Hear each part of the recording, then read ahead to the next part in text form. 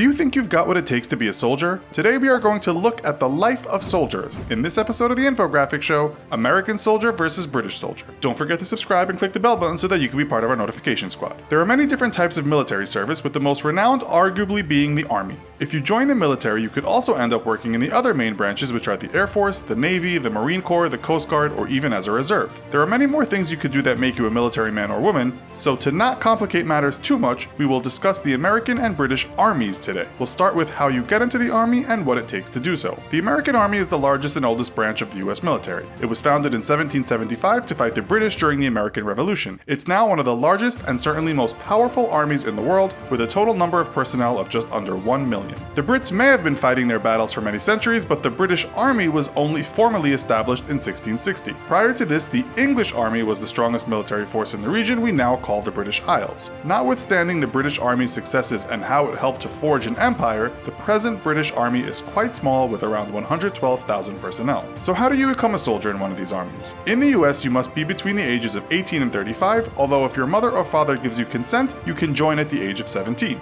You should probably have a high school diploma, although most military websites do say that exceptions can be made, especially if you have passed a general educational development test. They ask you not to have more than 2 dependents, and you must pass a medical exam and physical tests. They also require that you pass the Armed Services Vocational Aptitude Test. We looked at example test questions online, and it seems you must know some basic English vocabulary and grammar, as well as have a fairly basic understanding of math, science, and mechanics. Do you know the meaning of the word observe, or where the coolant flows in a car? If you do, you are partway there. Once all that is done with, you can start your 10 weeks of basic combat training, commonly referred to as boot camp. If you want to join the regular British Army, you can do so at the age of 16 without any kind of qualifications. Remember that Brits can leave school at 15 if they don't or can't take A levels. This might be a reason why the BBC reported in 2013 that 39% of new recruits to the British Army have a reading age of 11. On the other hand, to join the Officers Corps, you need some qualifications. The Army states that you can start the application process before you are 16, although if you actually join before the age of 18, you still need your parents' consent. You cannot apply if you are older than 33. The Army recruitment site says even criminal convictions won't stop you getting in. As it states, Army life is a great way to make a fresh start. You'll be given some medical tests and also have to prove you are fit. One such fitness test is to run 1.5 miles in less than 10 minutes 30 seconds, or 12 minutes 45 seconds for females. You'll also have to do 44 push-ups in less than 2 minutes. Females only have to do 21. Once that is done, you will join a 20 to 40 week boot camp to learn basic skills and see what area you might specialize in. Once you are in, what can you expect? In the US Army, you'll receive healthcare, food allowance, housing, and pay. You might also be paid more depending on where you are deployed. Wage depends on your rank, but if you've just started out, you'll get a basic salary of just less than $2,000 a month, as well as housing benefits. After 2 years of service, this goes up, and if you are deployed somewhere like Afghanistan, you can receive extra deployment pay of $250 a month for separation from family,